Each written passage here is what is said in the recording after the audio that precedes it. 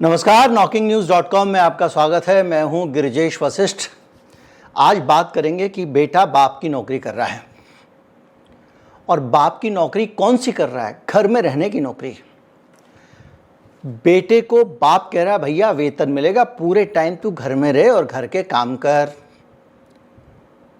ये स्थिति दुनिया के एक देश में हो गई है। ऐसे देश में हो गई है जहाँ की व्यवस्था की खूबियाँ ही मुझे दिखती थी और मैंने आपके साथ हमेशा साझा की है। लेकिन इस बार ये जो रिपोर्ट आई है, पता नहीं इस रिपोर्ट की हकीकत क्या है। अभी वेस्टर्न मीडिया है वो उसने किस नीयत से निकाली है नहीं पता, लेकिन जो सामने आई है हकीकत वो बड़ी रोचक भी है और अलार्मिंग भी है। कहीं मत जाइए, चैनल को सब्सक्राइब कर लीजिए। अभी हाजिर होता हूँ और आज आपको बताऊँगा कि किस तरह से बाप के घर में बेटे नौकरी कर रहे हैं। मैं भी आया।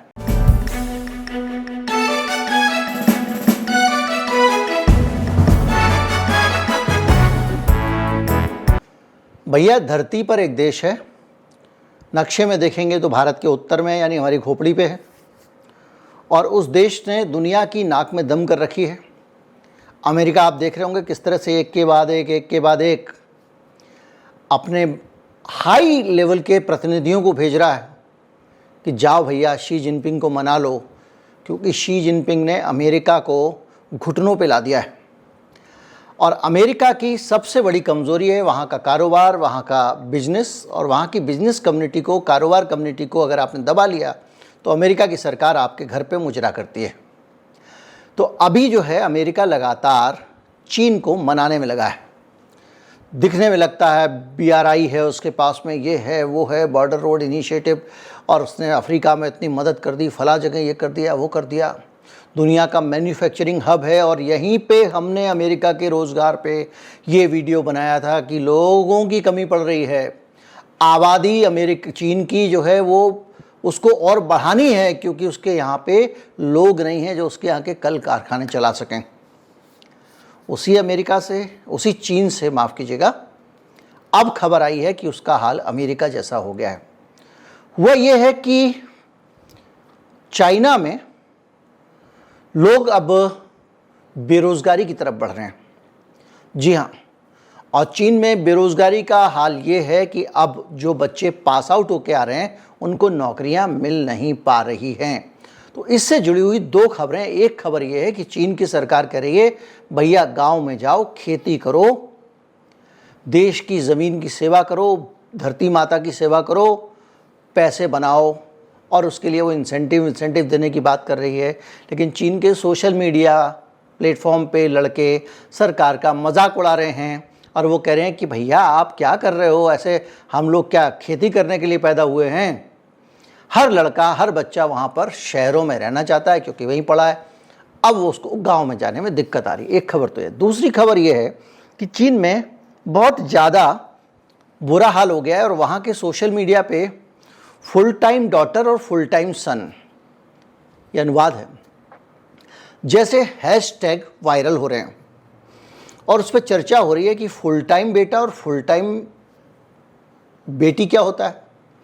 तो फुल टाइम बेटा और फुल टाइम बेटी ये है कि भैया माँ बाप के घर में रहो, माँ बाप को की सेवा करो, घर के काम करो और माँ बाप से वेतन ले लो।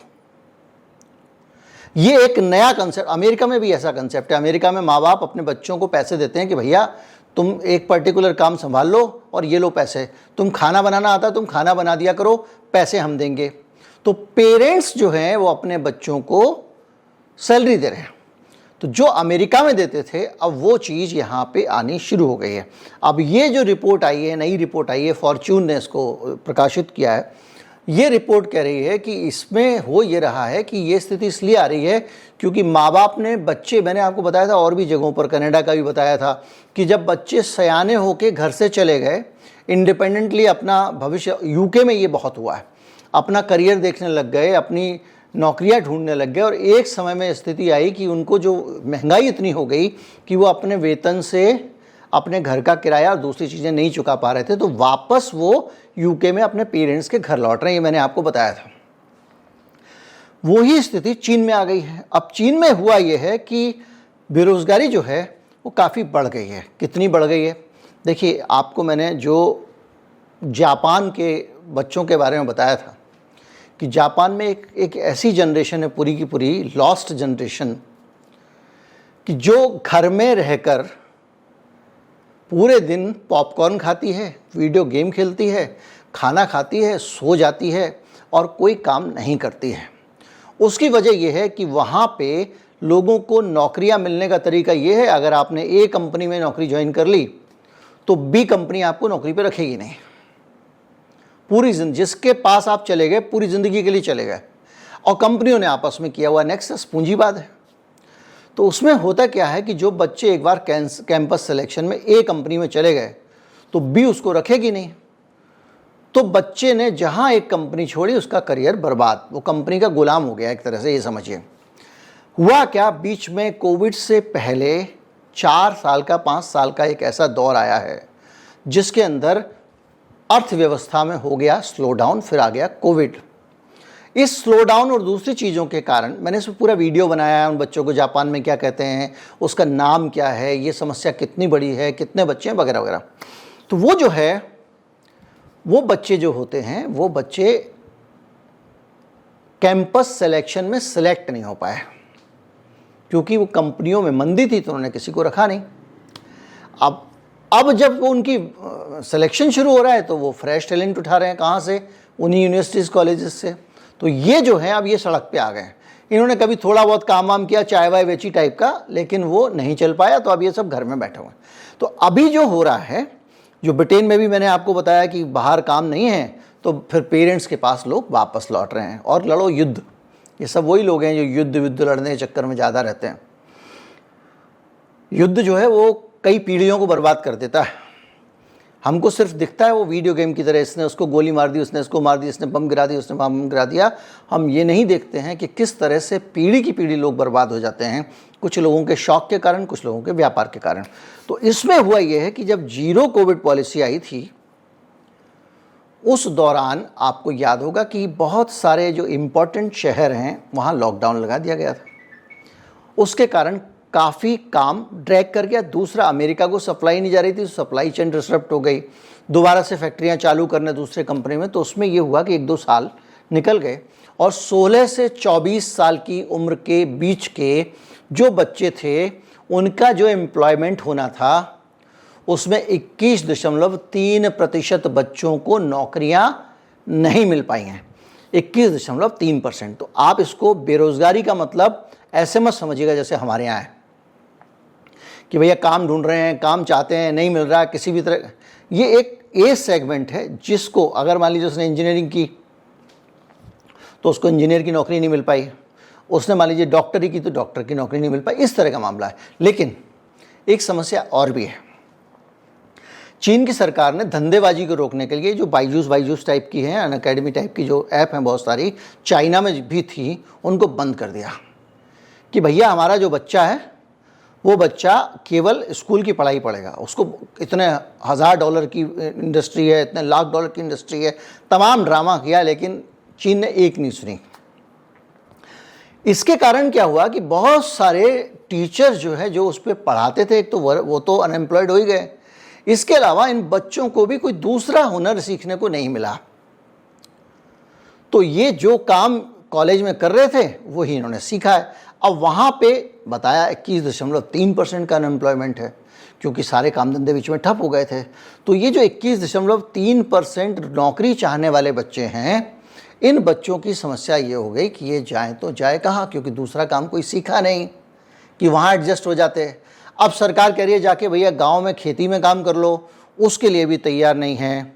और ये जो सीन है इसके अंदर जेन ज़ेर्स करके एक नई, चाइनीज़ जेन ज़ेर्स करके एक नई शब्दावली विकसित हुई है, और उसमें उन लोगों को रखा गया है जो जिनके पास नौकरी नहीं है, आउट ऑफ वर्क। तो इन बच्चों के मामले में माँ बाप फाइनेंशियल असिस्टेंस देने के हिसाब से भी और घर में मदद मिल जाए इस हिसाब से भी उनको कह रहे हैं कि भैया छोड़ो नौकरी वोकरी, घर में रहो, हम वेतन देंगे, क्या ज़रूरत है किसी की नौकरी करने की। तो ऐसे बच्चों को लेकर ये कहा जा रहा है कि फुल टाइम डॉटर और फुल टाइम सन, यानी फुल टाइम पिता बनो और बच्चे बनो आप, और अपने माता पिता की सेवा करो। इसके अलावा एक चीज़ और हो रही है चीन में, वो है लाइंग फ्लैट। ये एक नया मूवमेंट शुरू हुआ चाइना में। इस मूवमेंट में ये जो रोज़मर्रा की कॉरपोरेट की नौकरी की जो चूहा दौड़ है, जिसके अंदर हम अपनी ज़िंदगी तबाह किए रहते हैं, सभी लोग, भारत में तो मजबूरी भी है, जिस दिन उससे बाहर निकलो वो आपके ऊपर से रोड रोलर चल जाएगा ईएमआई का, आप बचोगे ही नहीं, तो आपको करते रहना, यहाँ तो ऐसे जकड़ा हुआ है। उससे दूर जाके वहाँ के नौजवान जो मिनिमलिस्ट जीवन है, यानी न्यूनतम आवश्यकताओं के साथ अपना जीवन बिताना चाहते हैं और उस दिशा में काम कर रहे हैं, उस चक्कर में भी एक बड़ी जनरेशन ऐसी डेवलप हुई है जिनका थोड़े की ज़रूरत है वाले हैं, तो वो अपने माँ बाप की सेवा में काम चल जाता है उनका। तो ये भी एक नई चीज़ आई है और ये धीरे धीरे करके वहाँ पे एक अलग कल्चर पैदा कर रही है। लेकिन ये माँ बाप की नौकरी करके आपका बच्चा पल जाएगा, ये भी पूरे चाइना में नहीं है। ये जो मिडिल क्लास लोग हैं ना चीन के, वही लोग अफोर्ड कर सकते हैं कि अपने बच्चे को भैया घर में रख के खिला पिला सकें और उसको वेतन दे सकें। ये हैसियत सबकी तो नहीं होती ना। और भारत का समाज नहीं है जिसमें हम जॉइंट फैमिली रहते हैं, एक बच्चा काम ना करे, घर में ही रहता है, पूरी ज़िंदगी रह लेता है आराम से, कभी किसी को दिक्कत नहीं आती है, वो घर का काम का जिम्मेदारी संभालता रहता है, माँ बाप की सेवा करता रहता है। तो वहाँ पे ये भी अफोर्ड नहीं कर सकते हैं। तो इस चक्कर में बड़ी सारी दिक्कत आ रही हैं और इसके कारण जो फुल टाइम नौकरी में जो वेतन मिलता है उतना वो देने की हालत में नहीं है। तो ये एक दिक्कत है कि मिडिल क्लास और ऊपर वाली क्लास तो ये कर पा रही है, बाकी लोगों के सामने अभी भी रोज़गार का संकट है। और ये जो है काम अब कौन कौन से हैं ये भी रिपोर्ट किया उन्होंने, भैया कौन कौन से काम करते हैं घर में रह के। भाई तनख्वाह दे रहे हैं तो काम भी तय होगा ना। तो उसमें यह कि भाई माँ बाप का ख्याल रखो, तबीयत ख़राब हो रही है तो गोली दे दो, बीपी चेक कर दो, चाय बना के दे दो। इसके अलावा बाहर जाओ भैया, बाज़ार से सामान ले आओ, और इसके अलावा घर वर ठीक करके रखो, भाई सोफ़ा वोफ़ा ठीक कर दो, झाड़ू लगा दो, डस्टिंग वस्टिंग कर दो, बर्तन वर्तन साफ़ कर दो। इस तरह के काम बच्चों से लोग करा रहे हैं।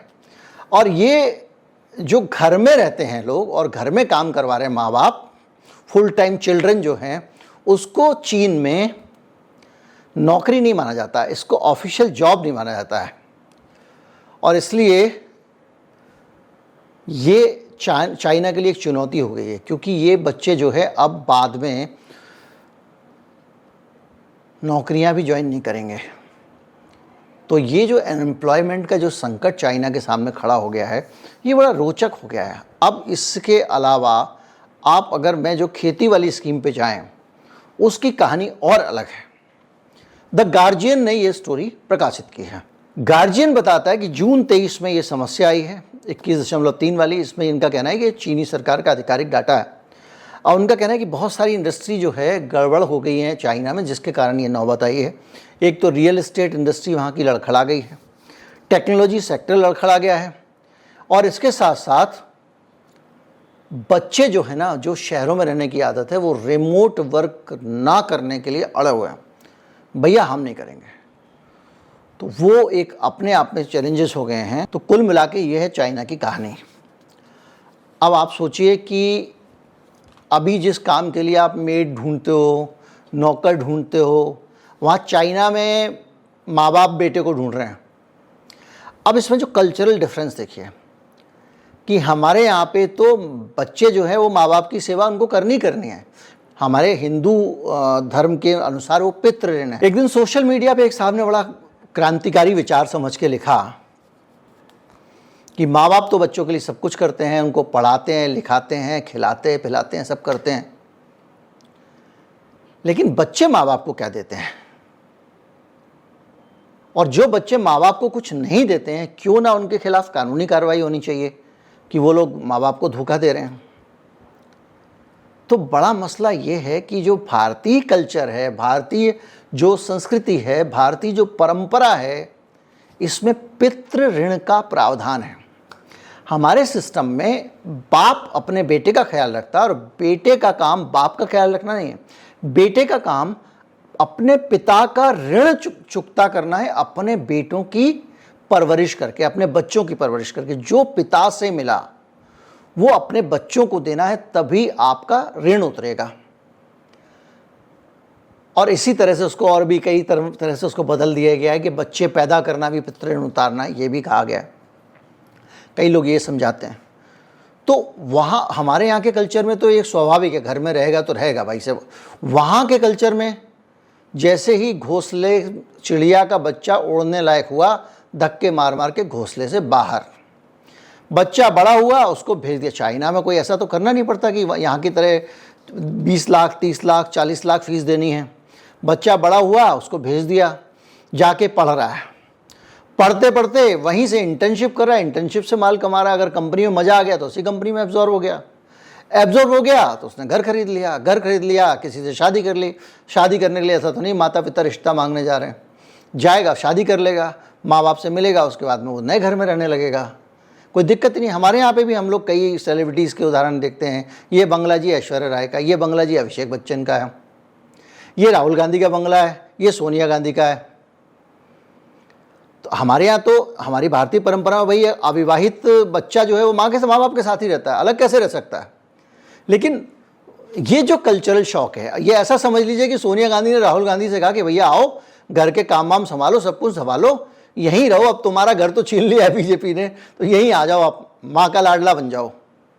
लेकिन राहुल गांधी ने फिर भी, अब जो शीला दीक्षित का घर था साउथ दिल्ली में, उस घर को उन्होंने किराए पे ले लिया है या उनको दे दिया गया है, ऐसे ही जो भी है, और उसमें वो रहते हैं। बहरहाल जो भी हो, बेरोज़गारी से किस किस तरह की रोचक स्थितियां दुनिया में बन रही हैं वो आपके सामने है।